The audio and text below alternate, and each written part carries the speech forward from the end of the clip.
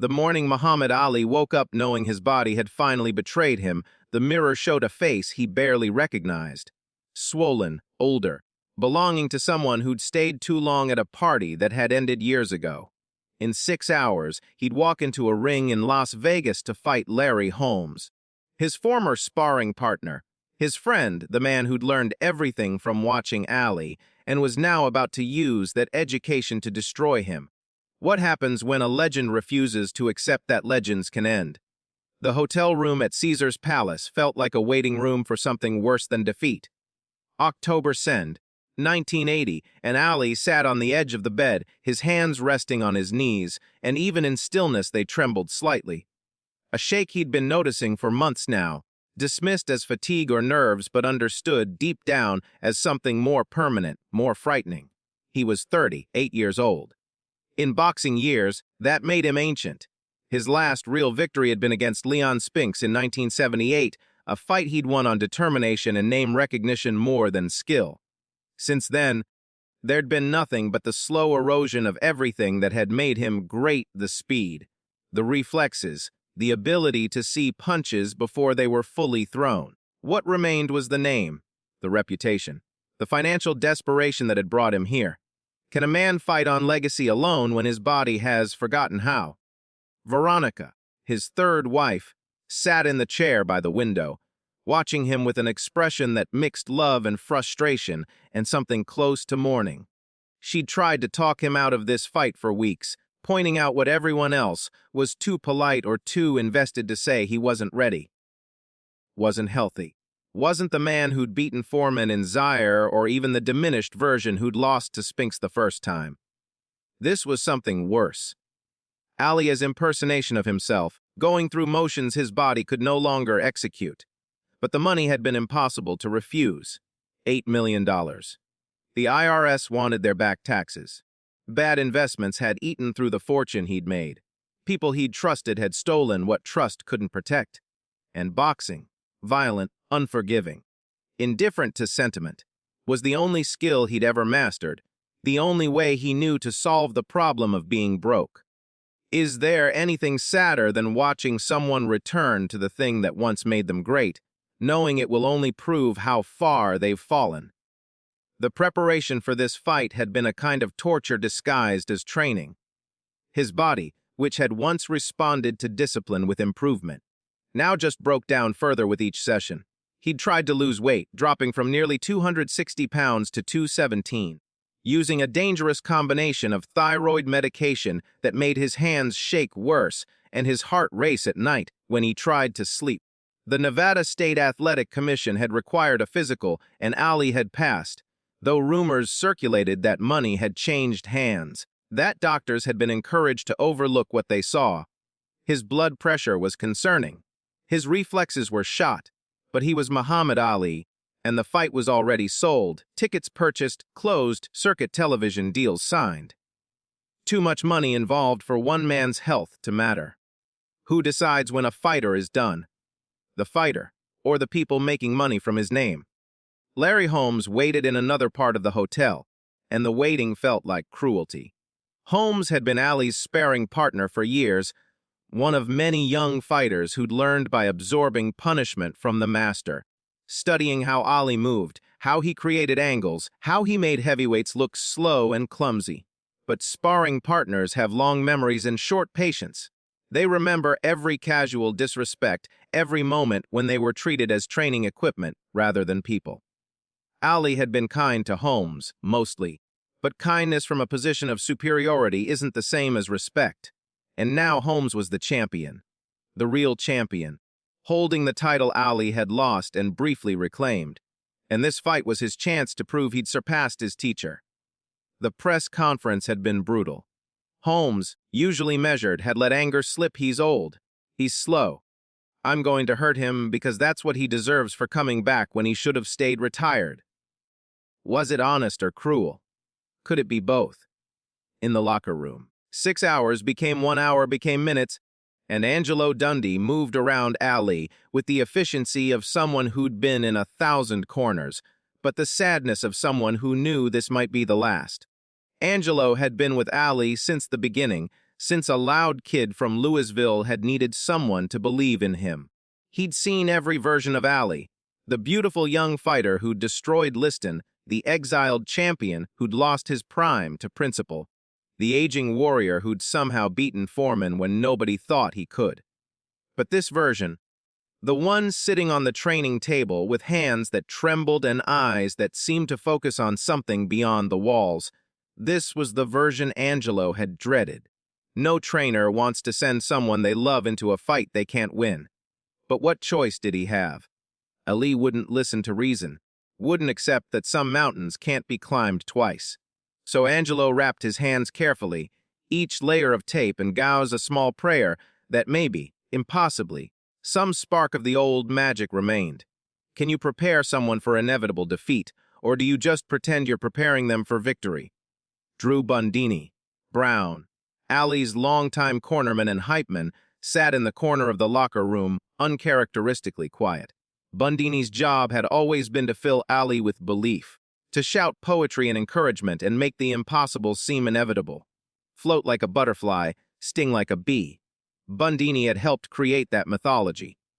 But tonight, his voice was absent. What could he say? Float when your feet are concrete. Sting when your hands shake. The mythology had run out of lines for this chapter. Other members of the entourage moved around, busy with the logistics of corner work, but their eyes kept finding Ali, checking him like doctors check terminal patients, looking for signs of something they hoped wouldn't appear. Nobody said, "You're going to win." Nobody ran through strategy like this was a fight that could be won with tactics. They just moved through familiar routines, trying to hold together the fiction that this was a normal fight, a normal night, and not a public execution masquerading as a championship bout. When did everyone in the room realize they were participating in a tragedy? The walk to the ring felt longer than any walk Ali had taken. The crowd at Caesar's Palace was large, but their energy was wrong. Not excited, not electric, but something closer to morbid curiosity. They'd come to see Muhammad Ali. But which version would appear? The legend who'd given them miracles, or the shadow who'd disappoint them? The applause was respectful, even loving, but it carried an undertone of goodbye. People clapped like they were honoring a memory rather than cheering a fighter. Ali tried to dance as he approached the ring. That familiar shuffle that had once been effortless, but his legs were heavy, his movements stiff. The showmanship looked like effort rather than joy. By the time he climbed through the ropes, he was breathing hard from just the walk. Holmes watched from the opposite corner, and his face showed no friendship, no nostalgia, no mercy. This was business. This was his moment to step out of Ali's shadow permanently. And everyone in the arena, everyone except possibly Ali himself, understood what was about to happen. Is there any lonelier feeling than standing in front of thousands of people who've come to watch you fail? The referee gave instructions, and Ali looked through him rather than at him, his eyes unfocused in a way that suggested the lights were too bright, or the moment too heavy, or his body too tired to fully process what was being said. Holmes nodded at each instruction, professional, ready. When they touched gloves, Holmes said something. Nobody ever confirmed what, and Ali tried to say something back, but his words slurred slightly. The Parkinson's disease that would define his final decades wasn't officially diagnosed yet, but the symptoms were becoming undeniable to anyone paying attention. The slight tremor, the slower speech, the facial expressions that didn't quite match his emotions. But the crowd, the promoters, the television executives, they all needed to believe Ali was still Ali, because acknowledging the truth would mean acknowledging they were complicit in something cruel. The bell rang, and for the next 10 rounds, the world would watch a man realize his body could no longer cash the checks his pride kept writing. How many times can you betray yourself before you stop recognizing who you are? Round 1, and immediately it was wrong. Ali came forward, but without the speed, without the angles, without any of the things that had made him impossible to hit. Holmes landed the first meaningful punch 15 seconds into the fight, a jab that snapped Ali's head back and set the tone for everything that followed. Ali tried to counter, but his right hand arrived late, telegraphed, and Holmes slipped it easily. That's when the arena went quiet. A collective intake of breath as everyone realized simultaneously this wasn't going to be competitive. This was going to be painful. Ali retreated to the ropes, trying to implement the rope A, dope strategy that had worked against Foreman. But that strategy required the ability to weather storms and counter when opponents tired. This version of Ali could only do half of it, absorb punishment, without the counter-punching that made it effective. Holmes hit him with combinations, hard shots to the body and head. Ali covered up, but his arms were too slow, his defense too porous. Between rounds, he returned to his corner and Angelo worked frantically, applying ice, giving instructions that sounded increasingly desperate. "Move your head! Use your jab! Don't let him set up!" But Ali's response was slow, distracted, like he was processing information through fog. Was he still in the fight, or had some part of him already left, protecting himself from fully experiencing what was happening? Round 2 was worse. Round 3 worse still.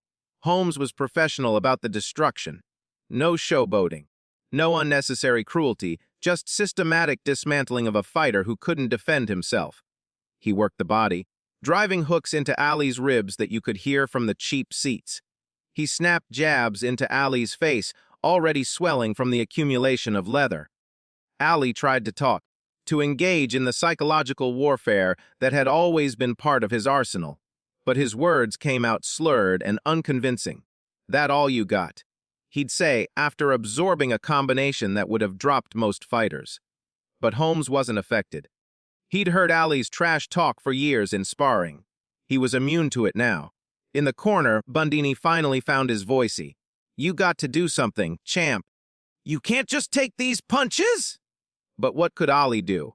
His body had stopped responding to commands. Muscle memory that had been trained over decades was failing. He'd throw a combination in his mind, but only half of it would manifest physically. The crowd had stopped cheering.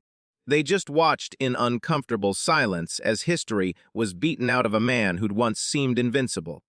When does mercy become more important than entertainment? By round 5, Ali's face was swelling badly. His left eye was closing. Blood trickled from his nose. Holmes had taken to looking at the referee between exchanges. A silent question, "Are you going to stop this?" But the referee let it continue, bound by the same rules as everyone else. Fighters get to decide when they're done, unless they're unconscious or unable to defend themselves.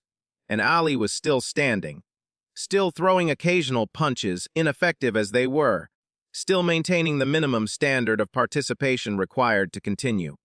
In the corner, Angelo's voice had taken on a pleading quality. "Please, champ, don't throw punches. Just cover up. Let's get through this round." Because Angelo had realized something: Ali wasn't going to win. Wasn't even going to be competitive.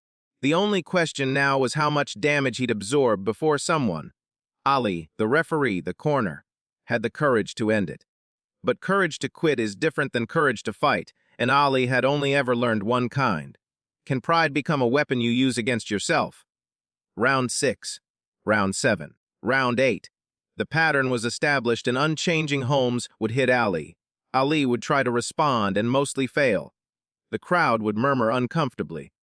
The commentators would search for positive things to say and come up empty.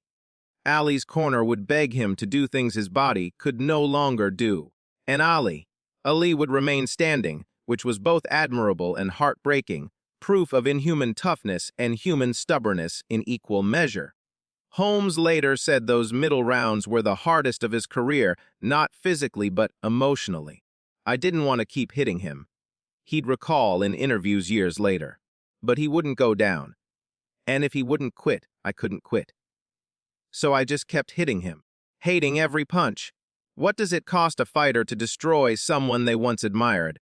And does the cost change if the person being destroyed refuses to acknowledge they're being destroyed? Round 9 saw a moment that captured the entire tragedy. Ali, face grotesquely swollen, mouth hanging open to breathe because his nose was too damaged, backed against the ropes as Holmes unleashed a combination of 6 or 7 punches. Everyone landed.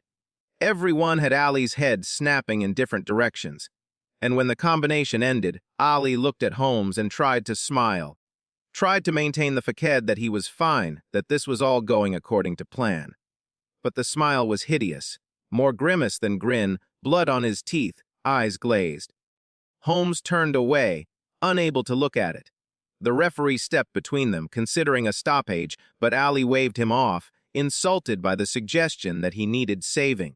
So the fight continued, this ritual sacrifice dressed up as a sporting event. In the cheap seats, people started leaving.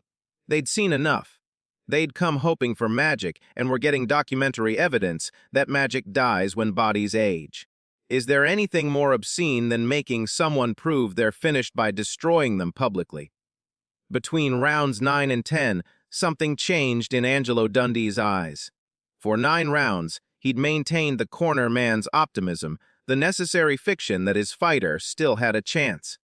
But watching Ali stumble to the corner, barely able to find his stool, face unrecognizable, hands hanging at his sides like dead weight, Angelo made a decision. He looked at Bundini, at the other corner men, and he saw in their faces the same realization: they were torturing someone they loved for the entertainment of strangers. Angelo had stopped fights before, but never Ali's fights. Ali didn't lose. Ali found ways to win even when winning seemed impossible, but this wasn't Ali anymore. This was a 38-year-old man with early Parkinson's disease being systematically beaten by a fighter in his prime. Angelo leaned in close to Ali. "Champ, I'm thinking about stopping this."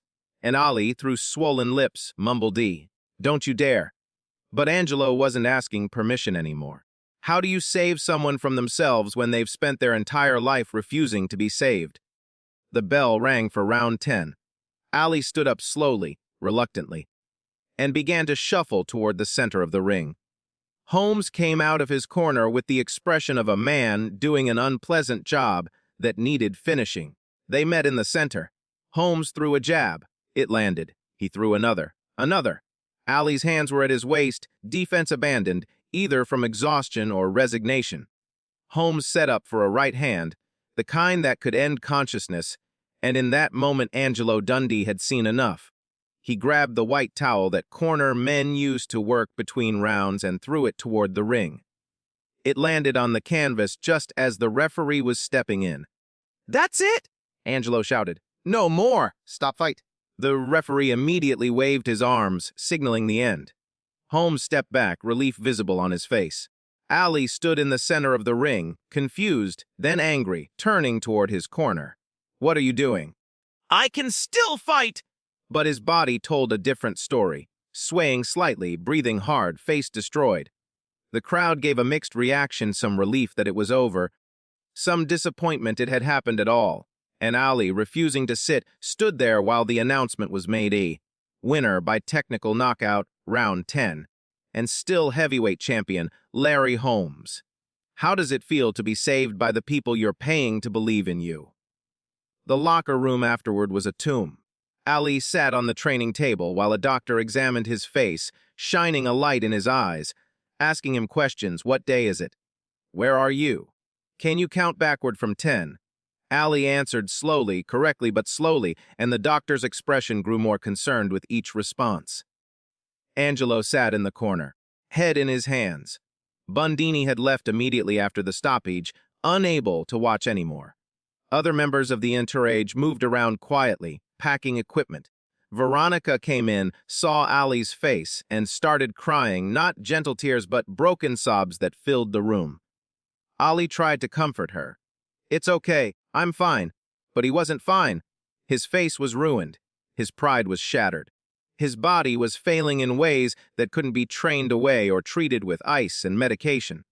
And somewhere in his mind, behind the defenses pride had built, he knew this truth: he just fought his last real fight. There would be one more.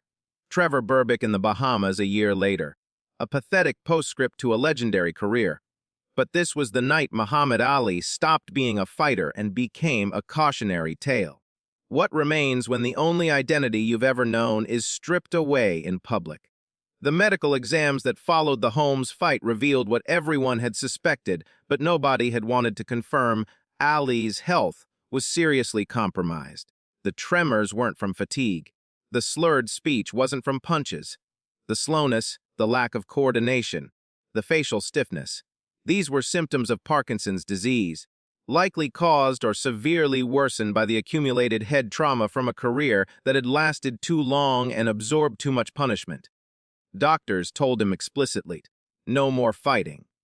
Ever. His brain couldn't take it. His body couldn't recover from it. If he kept fighting, he risked permanent damage beyond what had already occurred. And Ali, sitting in a hospital room, hearing this diagnosis, faced the reality he'd been avoiding for years. He was done, not by choice, not in a blaze of glory, but done because his body had made the decision his pride couldn't. Is acceptance of limitations a kind of wisdom, or just the exhaustion that comes from fighting reality too long? In the weeks after the Holmes fight, Ali did something he'd never done before. He watched the tape. Every brutal round. Every moment when his body failed to do what his mind commanded. Every punch he took that he would have slipped 5 years earlier. And watching it, he saw what everyone else had seen, a man desperately trying to be someone he'd already stopped being. The speed was gone. The reflexes were gone. The magic that had made him Muhammad Ali, the ability to make the impossible look easy, was gone. What remained was just toughness, which had always been there but had been overshadowed by brilliance. Against Holmes, toughness was all he had, and toughness alone just meant he absorbed more punishment before the inevitable end. He turned off the tape halfway through round 8. Couldn't watch the rest. Veronica found him sitting in the dark, and he said something he'd never said before. Maybe they were right. Maybe I stayed too long. She didn't argue. Just held his hand while he processed the grief that comes from realizing you've lost the thing that defined you, and you lost it in front of millions of witnesses who'd remember it forever. When your greatest strength becomes the thing that destroys you, how do you make peace with who you used to be? Larry Holmes would carry the guilt of that night for years. In interviews, he'd always circle back to it. I didn't want to hurt him. He was my teacher. But he wouldn't quit, so I had to keep hitting him. What else could I do? The victory, which should have cemented his legacy as a great champion, instead became the answer to a question nobody wanted to ask: who beat Ali? Holmes won the fight but lost something in the winning. The purity of victory, the joy of triumph. Because beating Ali wasn't an achievement when Ali was already beaten by time and disease. It was just documentation of decline. And Holmes, who'd wanted respect, wanted to step out of Ali's shadow, found that the shadow was bigger than any victory could overcome. People remembered him as the man who beat up Muhammad Ali when Muhammad Ali couldn't fight back. Fair or not, accurate or not, that became the narrative. Can you win a fight and still feel like you've lost something more important? Ali would live another 36 years after the Holmes fight. He'd become an ambassador of peace, lighting the Olympic torch in Atlanta in 1996, traveling the world, somehow becoming more beloved as a symbol than he'd ever been as a fighter. The Parkinsons progressed slowly, taking his speech, his movement, his ability to do basic things for himself. But it couldn't take his dignity or his meaning. People who met him in those later years always came away moved by something. His gentleness, his presence, the way he could communicate without words. It was as if losing his body freed something else in him, something that boxing had maybe obscured. The man who talked so much trash became someone who spoke through silence. The fighter who dominated through violence became an advocate for peace. Redemption, people called it. But maybe it wasn't redemption. Maybe it was just evolution. Maybe Ali had always been this person, and boxing was just the vehicle that brought him to the world's attention. Or maybe that's too generous. Maybe the truth is simpler and sadder. The Holmes fight broke something in him that couldn't be fixed, and everything after was just learning to live with being broken. Which version is true? And does it matter when both versions end with a man who changed the world, but paid for that change with his body and his health? The question that haunts everyone who was in Caesar's palace that night. The question that sports writers and boxing historians and fans still debate is why. Why didn't someone stop Ali from taking that fight? Why didn't the Nevada Athletic Commission refuse to sanction it?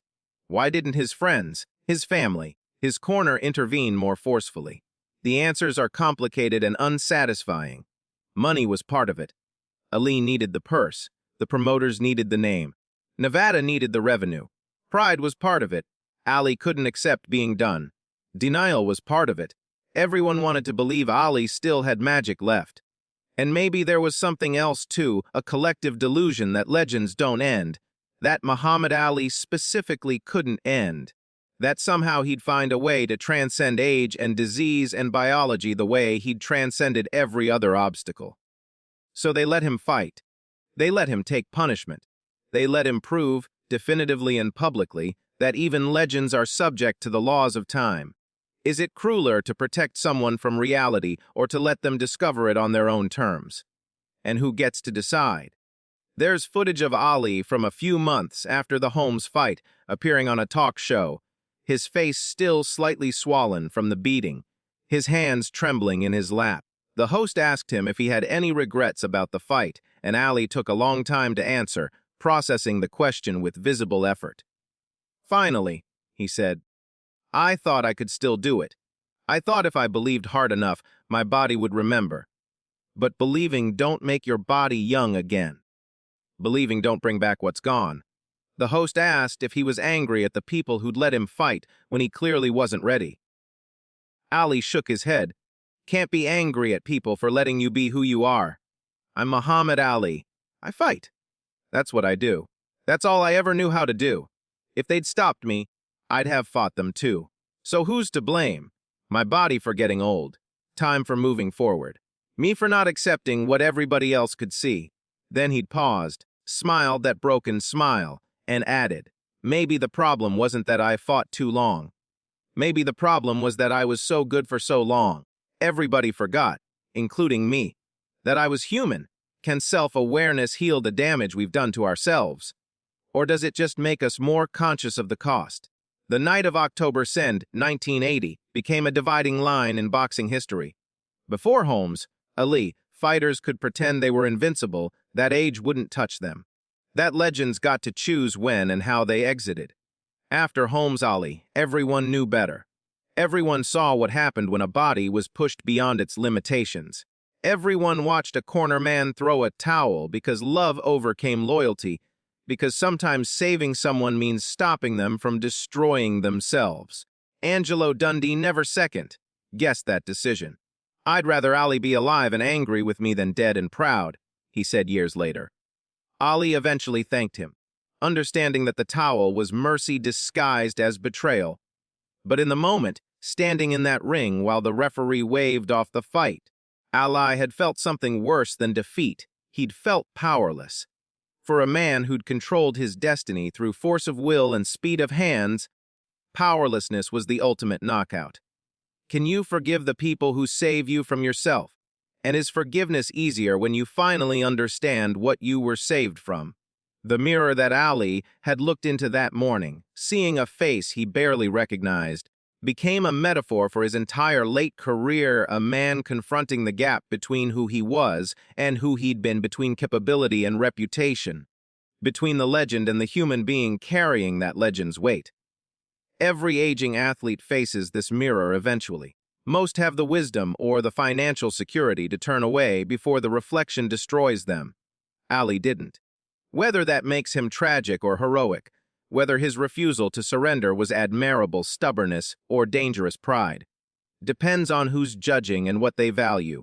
But everyone agrees on this: the night Larry Holmes beat Muhammad Ali, we all watched something die. Not a man. Ali lived decades longer. Not a legend. The legend only grew after retirement. What died was the illusion that greatness grants immunity from time. That being the greatest means you get to stay the greatest forever, that legends get to write their own endings.